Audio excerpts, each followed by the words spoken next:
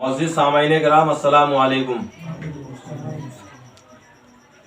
نحمدہ ونصلی علی رسولہ الکریم اما بعد فاعوذ باللہ من الشیطان الرجیم بسم اللہ الرحمن الرحیم اہدنا الصراط المستقیم صدق اللہ۔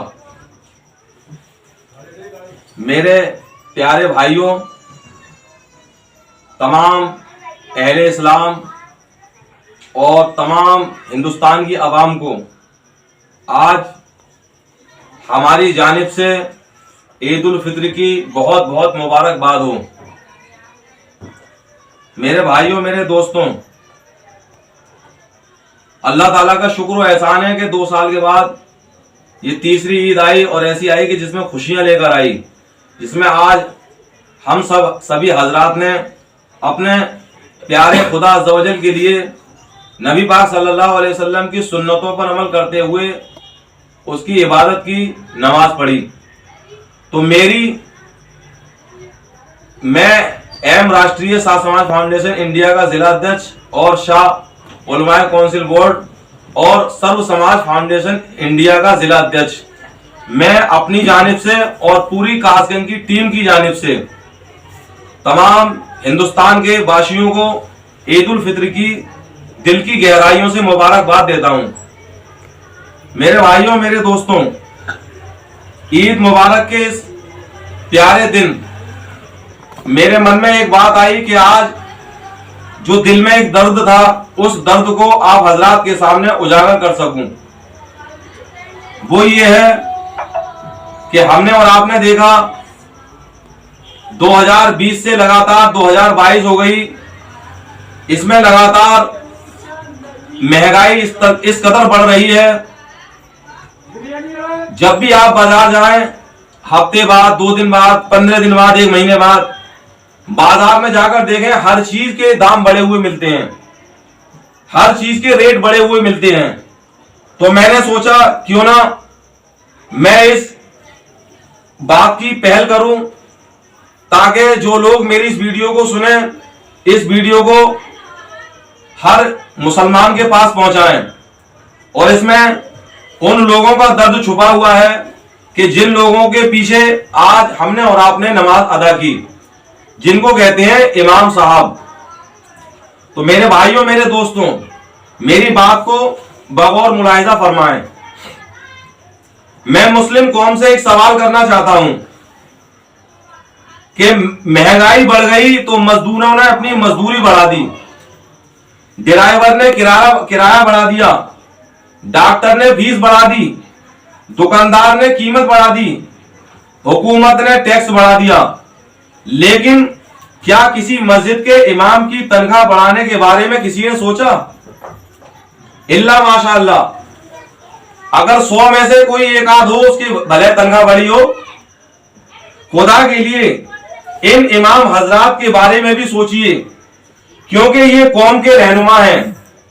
اگر یہ خوش رہیں گے تو پوری امت خوش رہے گی۔ میرے بھائیوں، میرے دوستوں، اگر ہم نے اور آپ نے اگر ان اماموں کا خیال نہ رکھا تو وہ دن دور نہیں کہ لوگ اپنے بچوں کو حافظ قرآن بنانے سے کترائیں گے، قاری بنانے سے کترائیں گے، مولانا اور مفتی صاحب بنانے سے کترائیں گے، کیونکہ جب انہیں پتا ہوگا کہ جس مسجد میں وہ نماز پڑھتے ہیں اس مسجد کے امام صاحب کی تنخواہ 3، 4، 5 ہزار ہے، تو وہ یہ سوچیں گے مہنگائی کا دور آئے گا لگاتار، تو ہم اپنے بچے کو کیوں اس پڑھائی کو پڑھوائیں کہ جس سے ہمارا بچہ صحیح طور پر روٹی روزی بھی نہ کھا سکے۔ میرے بھائیوں، میرے دوستوں، جس طریقے سے ہم اور آپ کاروبار کر کے اپنے بیوی بچوں کا، اپنے ماں باپ کا پالن پوشن کرتے ہیں، اسی طریقے سے مسجد کے امام حضرات اور مؤذن حضرات بھی، ان کی بھی بیوی ہوتی ہے، ان کے بھی ماں باپ ہوتے ہیں، ان کے بھی بچے ہوتے ہیں، ان کے بھی خرچے ہیں، وہ بھی انسانی جسم کے بنے ہوئے ہیں، وہ بھی کوئی لوہا، ٹین، پلاسٹک، لکڑی کے نہیں ہوتے کہ انہیں بیماری نہیں آتی، انہیں بخار نہیں آتا، یا ان کے پیٹ میں درد نہ ہو، یا ان کی طبیعت خراب نہ ہو۔ اسی طریقے سے ان کی بھی ضرورتیں ہوتی ہیں۔ الحمدللہ اللہ تعالیٰ نے ہمیں آج عید کا دن، خوشی کا دن دکھلایا، तो आज ज्यादातर लोग जिन्होंने नए कपड़े पहने, खुद भी पहने, अपने बीवी बच्चों को भी पहनाए, उनके लिए जूते भी खरीदे, उनके लिए ईदी भी देंगे। तो मेरे भाइयों, मेरे दोस्तों, आज हम और आप चारों तरफ आगे फैला के देखें तो उसमें आज का जो दौर है, कम से कम अगर एक मियाँ बीवी है, नहीं 2 जने हो गए और 2, 3, 4 बच्चे हैं, तो 6 लोगों में या 5 लोगों में कम से कम मामूली बात है कि 500 रुपए रोज की कमाई होनी चाहिए, तब जाकर उनके खर्चे पूरे हो पाते हैं। नहीं तो बाकी तो ऐसे जिंदगी कट जाती है कि सिर्फ रोटी रोटी खाते रहो, और बाकी जब कोई बड़ा केस बन जाए, बड़ा मामला बन जाए, तो दूसरों से उधार और कर्जे लिए जाते हैं। मेरे भाइयों, मेरे दोस्तों, इसी टॉपिक पर आज से करीब 2 महीने पहले अलीगढ़ जिले के अंदर एक गांव है बड़ेसरा, उस जगह पर मैं गया मैयत में। इसी तरीके से और भी जगह पर जाता हूं तो वहां पर यही जिक्र चल पड़ा। तो एक साहब बोले कि साहब, इमाम लोगों की तनख्वाह में बड़ी बरकत होती है। इमाम लोगों की तनख्वाह जो 2, 3, 4, 5 हजार 6 हजार होगी खींच के, उसमें बड़ी बरकत होती है। तो मैंने उनसे कहा कि तुम कितना कमाते होगे? कमा लेते हैं 15-20 हजार। तो मैंने कहा ऐसा करा करो, जो 15-20 हजार तुम कमाते हो उसको इमाम साहब को दे दो, और जो इमाम साहब को मस्जिद से तनख्वाह मिल रही है 5,000 रुपए, उसको तुम ले लो, उसमें बड़ी बरकत होगी। आज तक तो इमाम साहब के घर में बरकत हुई, अब तुम्हारे घर में भी बरकत होना शुरू हो जाएगी। तो उस आदमी का मुंह इतना सा रह गया। मेरे भाइयों, मेरे दोस्तों, जो मस्जिद के इमाम होते हैं, मौजिन होते हैं, बरकत तो होती है, इस बात से इनकार नहीं है, लेकिन वो अपनी जरूरतों को मारते हैं, अपने मन को मारकर अपनी जिंदगी को गुजारते हैं। अपने बीवी बच्चों के जो जरूरियात होती हैं, सख्त जरूरतों को सिर्फ पूरा कर पाते हैं, जो छोटी मोटी जरूरतें होती हैं उनको पूरा नहीं कर पाते। मेरे भाइयों, मेरे दोस्तों,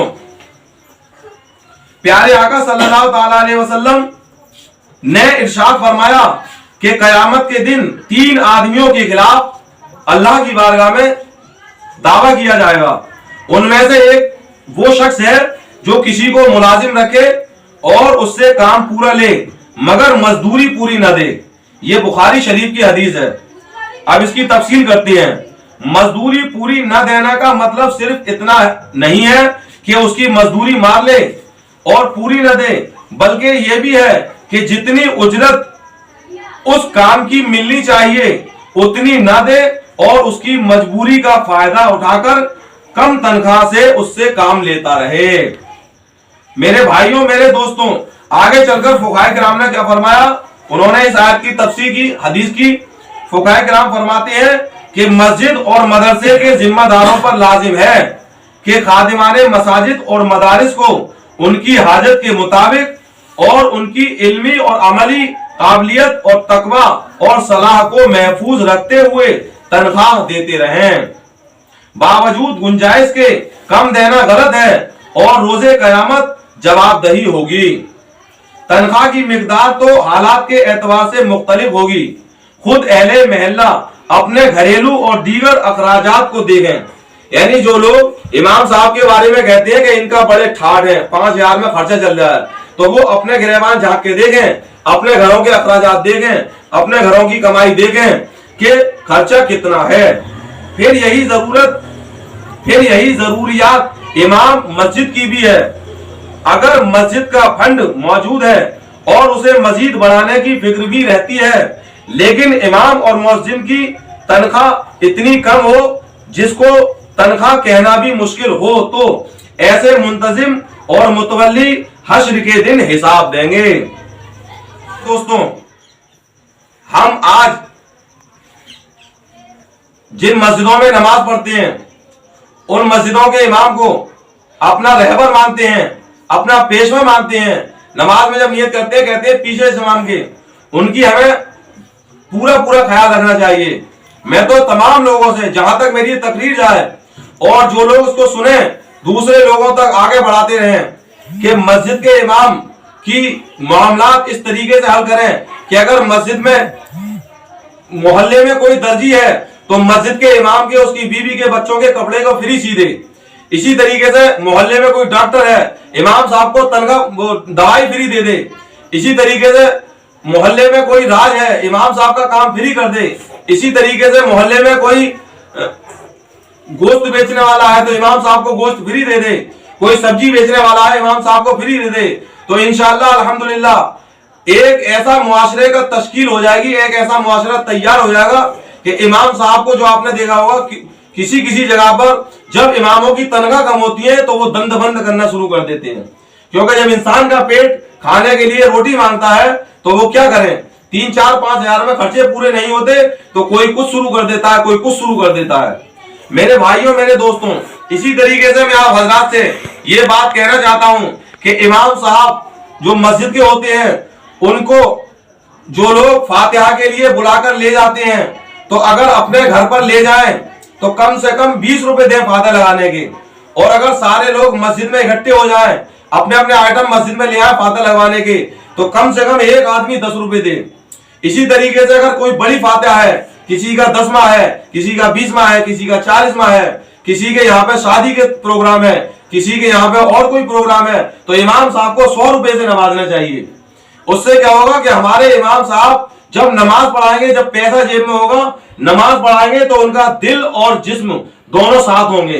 नहीं तो इमाम लोग क्या होगा इमाम साहब का कि नियत मान लेंगे कि अल्लाह अकबर, और इमाम साहब सोच रहे होंगे कि बीवी बीमार है उसकी दवा का इंतजाम कहां से हो, कि बच्चा बीमार है उसकी खाने का इंतजाम कहां से हो, कि फलाना त्योहार सर पे आ रहा है उसका इंतजाम कहां से हो। तो मेरे भाइयों, मेरे दोस्तों, इसी तरीके से हमने और आपने ये देखा होगा और हम ये देखते चले आए हैं कि जब हमारे घर में कोई बच्चा पैदा होता है, उस बच्चे के कान में अजान लगाने के लिए किसी शख्स को बुलाया जाता है, इमाम साहब हो, मोहसिन साहब हो या मोहल्ले के रहने वाले, तो उसको 1 रुपया भी नहीं देते हैं। बहुत से लोग तो ऐसे भी हैं, अल्लाह उनका भला करे। लेकिन कुछ लोग होते हैं 10 रुपए 20 रुपए देकर टेरा देते हैं। लेकिन उसी बच्चे पैदा होने वाले के घर पे जब मोहल्ले से कोई किन्नर हजरात आ जाते हैं तो उन किन्नरों के लिए 1000-500 रुपए के नोट दे देते हैं। मेरे भाइयों, मेरे दोस्तों, इसी तरीके से जब बच्चा बड़ा होता है, जब खतने का नंबर आता है, अकीका का नंबर आता है, दुआ पढ़वाने की बारी आती है, तो मस्जिद से इमाम साहब को बुला लाए और दुआ पढ़वा ली और कह दी इमाम साहब जाओ। और लेकिन उसी दावत के अंदर जब कोई दूसरा शख्स आ जाता है तो उसके लिए 1000, 500 के नोट दे देते हैं। बारात चढ़वाने के लिए घोड़े को बुलाते हैं, अपने बच्चे को बिठाते हैं जब अकीका होता है, और पूरे शहर में मोहल्ले में घुमाया जाता है, उसके लिए 1000-2000 रुपए खर्च कर देते हैं। इसी तरीके से किसी इंसान की शादी हो, निकाह हो, अगर इमाम साहब पैसे मांग ले 1000, 2000, 2-3 हजार, 5000 रुपए, तो लोग कहते हैं इमाम साहब आप इमाम हो के पैसे मांग रहे हो। ऐसा कहां पे लिखा है? हदीस में कहा है इमाम के लिए पैसे देने के लिए। लेकिन वही लोग जब दूसरे खुराफात करते हैं शादी के मौसम में, बारात चढ़ाना कहां लिखा है कि जिसमें 10-20 हजार रुपए लुटा दिए जाते हैं, घोड़े की तरह लोग कूदते हैं जिसका कोई हल भी हासिल नहीं होता। आप बताइए कि तुम एक नबी की सुन्नत को पूरा कर रहे हो, अपने खुदा के हुक्म को पूरा कर रहे हो, इसलिए तुमने अपने बेटे की शादी को तैयार किया है और रात को तुमने अपने घर के दरवाजे पे डीजे लगा दिया, लोगों की नींद खराब कर रहे हो, लोगों को परेशान कर रहे हो, उस वक्त 2000 रुपए खुले हाल दे दोगे। इसी तरीके से 10-20 हजार रुपए बारात चढ़ाने वालों को एकदम दे दोगे। और वही इमाम कि जिसके बगैर वो शादी बेकार है, तुमने 1 लाख, 2 लाख, 4 लाख, 5 लाख, 10 लाख रुपए लगा दिए शादी में, जब तक निकाह नहीं होगा तब तक वो शादी बेकार है। तो उस शादी के अंदर जब इमाम अगर 2000, 3000, 5000 रुपए मांग ले तो बड़े बड़े मुफ्ती पैदा हो जाते हैं बरसाती मेंढक की तरह, और इमाम साहब पे फतवा लगाना शुरू कर देते हैं कि इमाम साहब हदीस में क्या लिखा हुआ है। अरे मेरे भाइयों, मेरे दोस्तों, हदीस में ये भी तो नहीं लिखा हुआ है कि घोड़े पे बारात चढ़ाई जाए या बैंड बाजी से बारात चढ़ाई जाए। हदीस में ये लिखा हुआ है कि लड़की वाले के घर पे जाओ, 2, 4, 5 आदमी, उसके घर पे पानी तक ना पियो, जब माना जाएगा कि तुम इस्लाम पर चल रहे हो। और तुम्हारे कलेजे में अगर दम है तो तुम अपने मिलने वाले 100 पूछो, 500 पूछो, 1000 पूछो, अपने घर पे वलीमा करवाओ। वलीमा करना सुन्नत है। लड़की वाले के घर पर जाकर खाना, बंदरों की तरह फौज को इकट्ठी कर देना, और नई नई टेक्निक के तौर पर भीख मांगने के नए नए तरीके निकाल लिए जाते हैं कि साहब हमारे बरातियों की खातिर कर देना।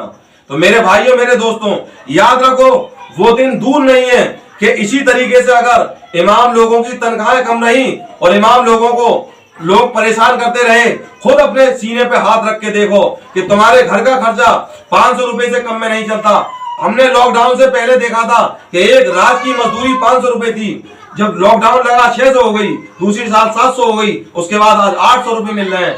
इमाम एक मजदूर के पैसे बढ़ गए, डॉक्टर के पैसे बढ़ गए, इंजीनियर के पैसे बढ़ गए, लेकिन इमाम वहीं के वहीं रहे।